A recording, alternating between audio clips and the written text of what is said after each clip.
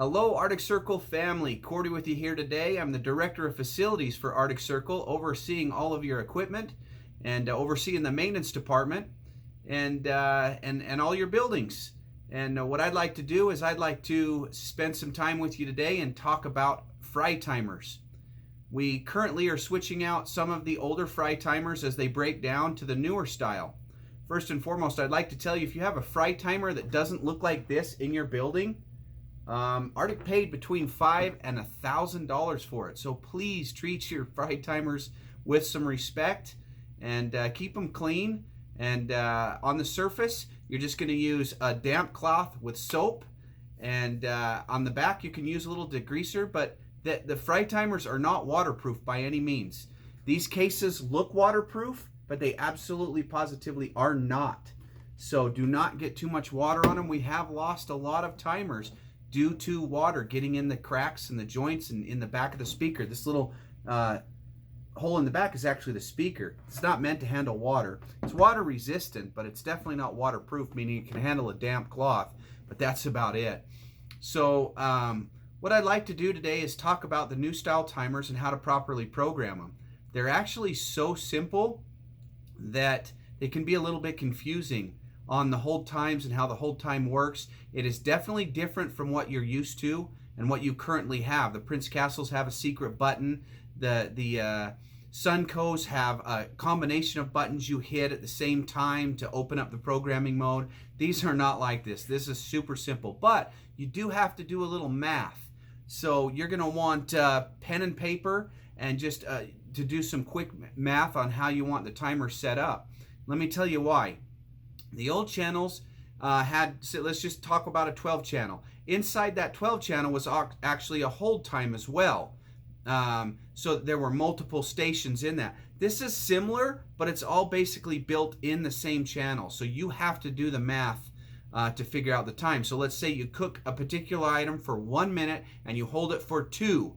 That is going to be a 3-minute timer, because the alarm is going to sound at 1 minute. You're going to click it to recognize it, and then you've got that 2-minute time on the tail end of the timer. And I will show you how to do that. That'll make a lot more sense.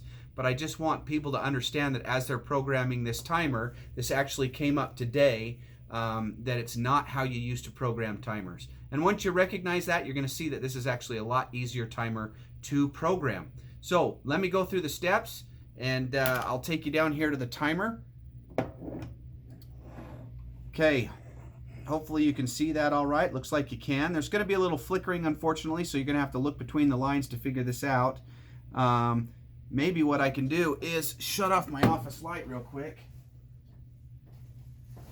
and we'll go through this. Maybe that'll help the flickering, because I know this is going to flicker. Oh yeah, sure did. Okay, so there's your timer. Really simple. Powered on. If I want to power it off, I just push and hold that. Definitely, please turn these off at night. Electronics, any electronic device in your store is like tires on your car. They're going to wear out eventually. Anything that's electronic will die eventually. So, you can cut this, you can add years to this thing's life just simply by turning it off at night. No need to run all night long.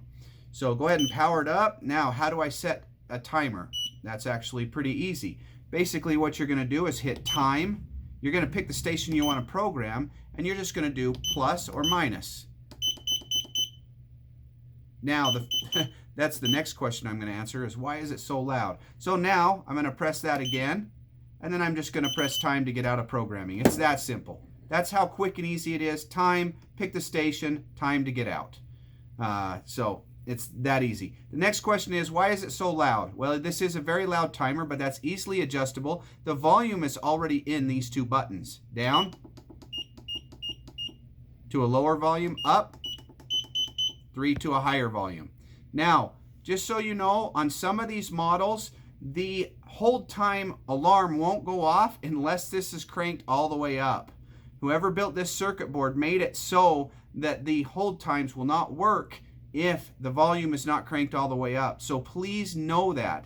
If you're not hearing hold time timers properly, crank that volume to the very, very max, and those hold times will work. Now let me show you how to set a hold time. So basically, if you remember, I said your cook time, 1 minute, plus your hold time would make this a 3-minute timer. Currently it's set to 1, but I'm just going to show you real quick how this works so that you can understand, and I'll set the timers real low. So first of all, press reminder. There's 3 alarms built into one station. Now we're not going to use 3, we're just going to use 1. If you're creative and you think of other ways to use the other 2 alarms, that's fine. But I'm going to show you how to set up all 3, even though you're just going to use alarm 1. So basically, that's alarm 1. I'm going to click on it. I've set that for 3 seconds. Now that would probably be your cook time. 1 minute, 120, 130, 150, 2 minutes, whatever it is. That should be your cook time. But right now, just for demonstration, I'm just going to set it to 3. Now I'm going to click that. If you wanted to go to hours, which you could, but we don't need to. And then back to there, you're going to hit reminder. And then that's going to go to alarm 2, which we're actually not going to use, but I'm going to show you how to do that just in case, which I've set that for 7 seconds. Okay, then I will click out of that. We don't need to go there, so I'm going to go back to alarm 3. So there's actually a 3rd alarm on this. I'm going to click past that. So let me show you how that works. In 3 seconds, which would be 1 minute, you're going to hear an alarm. Now, I'm basically into my hold time now, but I'm not because I did all 3 alarms as you saw. I'm going to click through that again. Now this is the 10-second one. Now, so as you see, I set 3 alarms. There's no need to do that. You're only going to set 1 alarm.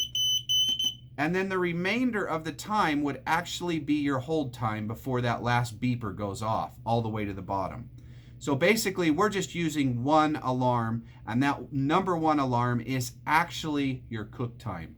So I hope that makes sense. It makes perfect sense to me. Maybe it's clear as mud to you. If I want to cancel this timer, I'm going to go ahead and just push and hold to cancel that. And that's basically it. So volume is built into there. Reminders, plus and minus. Just click the station, click the station, you know, go through each individual one, set them to what you need. It really is a super simple and basic timer. That is the Cal-12. Let me hit my light. Okay. All right, so that's it. That is the Cal-12. There's also Cal-8, which is less stations, depending on your usage. And you guys are working with so many great products now. We've had to step up our timer game a little bit because you serve so many great products. So as your timers break down, you'll be seeing these. These are in a lot of new stores, but I actually have had this question come up twice in the last week, and today a franchisee was trying to figure it out. So we want to make sure that you guys understand the equipment and how to program it properly. So that's what I've done today. A quick side note, air conditioner filters with the season coming, make sure you're getting your air conditioner filters changed.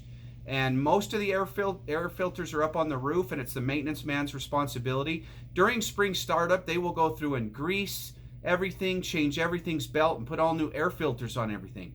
But it's the manager's responsibility, A, to know what filters they need in their store and keep them stocked, and we can give you a list so that when the maintenance man comes, those are done.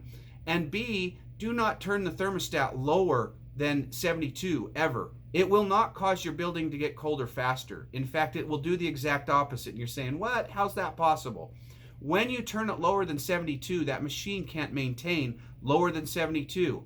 Just like in the walk-in refrigerator video I did, it is just going to freeze up and turn your evaporator into a huge block of ice. And then we're going to have to come and turn on the heater for many hours to de-ice it. So do not, trust me when I tell you, do not set your thermostats lower than 72. Most of them are locked out, and we will continue to lock them out. And trust me, it is for it's for the store's own good. Because if we don't keep those 72 to 74 during cooling season, they'll freeze up, they'll do damage. Compressors are super expensive right now. Change outs on a compressor are almost the same cost as just changing a whole AC unit, which that's $8 grand, 8 to 10 grand. So we need to prolong the life of our equipment. Please make sure your air conditioner filters are changed and your thermostats are no lower than 72, and I promise you it's going to be better. I know it's hot, but you let your body get used to the temperatures inside your stores as the heat comes. Also, know the frequency of your filters. Some stores are every month, some stores are every 2 months, and some stores are 3 months. Nothing should go over 3 months. So April, May, June, July, you should see a maintenance man changing your filters in July no matter what. If you're a store in a farming community like Riverton or Cuna, those stores need to be changed monthly. The amount of dust that goes through those filters is unbelievable. And when you fill up a filter with dust, air can't pass through it, and that same freeze up will happen on that evaporator, and it'll kill it. So that's just a little side note as far as the AC season is coming. Please lock your thermostat out 72. Make sure your filters are changed. And if you have any questions, talk to your maintenance man on frequency, and he can get you a list of your filters that you should have on hand in your store.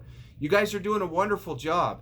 Arctic is growing. It's amazing how many stores we built last year. We definitely broke a record with how many stores and remodels that we had done. It's fantastic to see the growth that's happening. And you guys are keeping your stores clean. You're working hard. You're doing better business than we've ever seen, and it's wonderful. I hear such wonderful comments about how hard everybody's working and how great they're doing in the stores. Keep it up. You just know that your efforts are appreciated and noticed. Sometimes it might not feel that way, but I hear wonderful stories and reports about all the hard workers. My next video is going to be lighting a pilot light. Brooke, we lovingly call Princess, over at Cougar Lane. She's been with us for 18 years, and she didn't feel fully comfortable with lighting a pilot light. I went over and spent some time with her, and she lit them, and hopefully I can bother her to help me make a video on lighting a pilot light soon to come. And I know that sounds basic, but there are some very important steps you need to take before you light a pilot light. Some people might feel comfortable with it, some might not. But what Brooke and I are going to do is we're going to take out the fallacies and help you understand there's really simple, safe ways to quickly and easily light a pilot light without getting frustrated. And why your pilot light might go right back out, we'll explain some of that. So look for that video to come.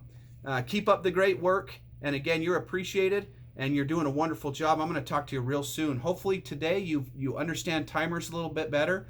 If you don't, then write in the comments and we can do a running log of questions and answers. And if I need to, I'll even make another video on timers. But I think that's a pretty basic explanation of the timers that we're using. So have a wonderful day.